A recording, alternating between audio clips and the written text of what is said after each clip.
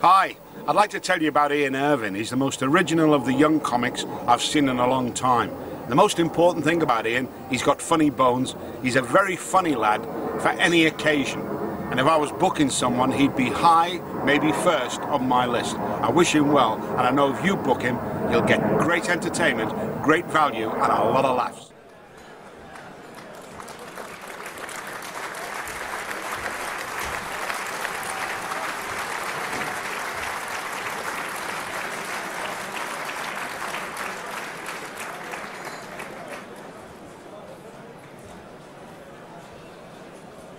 Ladies and gentlemen, your final speaker has already been beautifully introduced by your chairman. All I would add is that you will notice when he gets up here that he's wearing a similar emblem to me, which is a water rat, and Ian was made a member of the Grand Order of Water Rats only just a couple of years ago, and we're very proud to have him on board. Ladies and gentlemen, will you please give a warm welcome and all your attention to Ian Irving.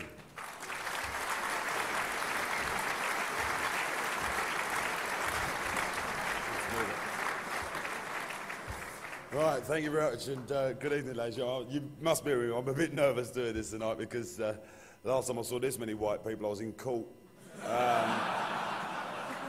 What I'll do, I'll tell you a little bit about myself. I come from a little village in Essex, down there near Southend. Thanks for pointing it out, Francis. And a lovely little village in Essex, place called Basildon. Now,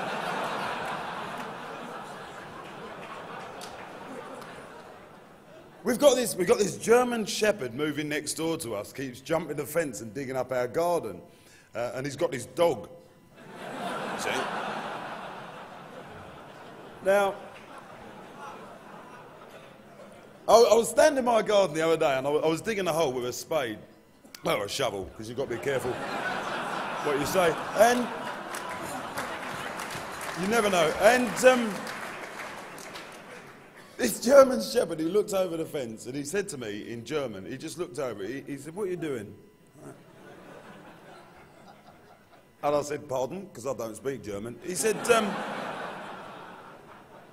"What are you doing?" I said, "I'm just burying my goldfish."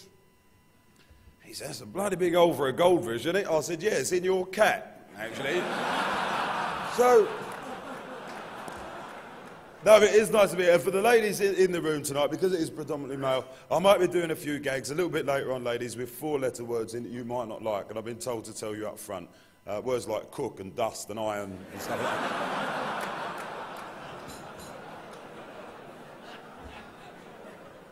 What I'll do, when you're actually doing this speaking, you've got to get people to like you, and hopefully people like you and everything else. And to do that, they need to know a little bit about yourself. And I told you I come from Basildon, and I'll tell you about my family. I've got a little boy, 7, which is a stupid name, I know.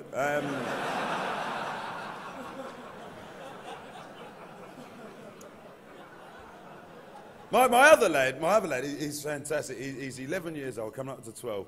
And for those of you who are parents, you know what it's like when they come home and start asking questions. And he came home and he said, "Dad, I've got this question, and I really need an answer by tomorrow morning." I said, I'll try to help. And he said, I really need to know whether I'm black or Jewish, because my wife's Jewish, you see. And I said, "It might be difficult for you to understand, son." I said, "But you're half black because I'm black, and you're half Jewish because your mum's Jewish." And he said, "No, Dad, really, I really need to know by tomorrow morning whether I'm black or Jewish." And I said, "Look, son, you're half black because I'm black, and you're half Jewish because your mum's Jewish. What's the problem?" He said, "Well, there's a boy at school and he's selling a bike, and I don't know whether to bid him down or nick it." Oh.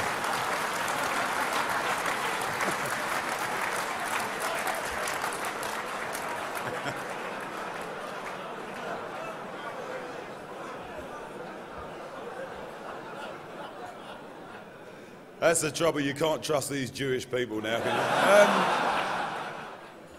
I actually used to do a function every Friday night. I used to do a function in Cardiff, just so in the Marriott Hotel, and I used to come out at the Cardiff station. There was a guy there. Unfortunately, he was not partially sighted. He was blind. Unfortunately, this guy, and to make ends meet, he used to make matches and matchboxes, and they were fantastic. What he did was, he'd say, well, put some money into that, and everybody used to put 20 pence into his cap, and they used to take the matches. And every Friday night for 5.5 months, I used to walk past and I put the 20 pence into his hat. But I never, ever took the matches because I don't smoke.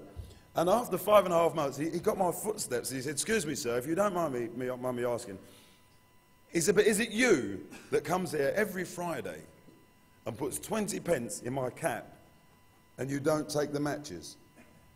And quite reluctantly, I said, yeah, it's me, actually. He said, they've gone up.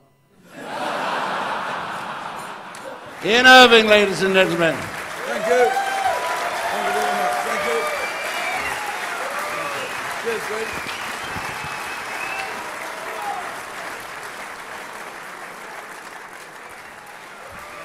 Cheers, Greg.